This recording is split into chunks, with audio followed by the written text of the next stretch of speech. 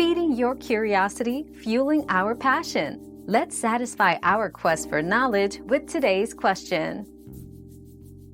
The difference in cooking times for bone-in versus boneless ham largely stems from how heat is conducted through the meat. Typically, bone-in hams take a bit longer to cook than their boneless counterparts due to the insulating effect of the bone.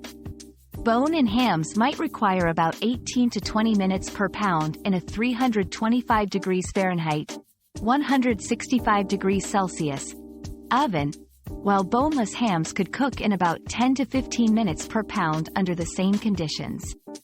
It's crucial to ensure that the ham reaches the safe internal temperature of 145 degrees Fahrenheit, 63 degrees Celsius, before serving.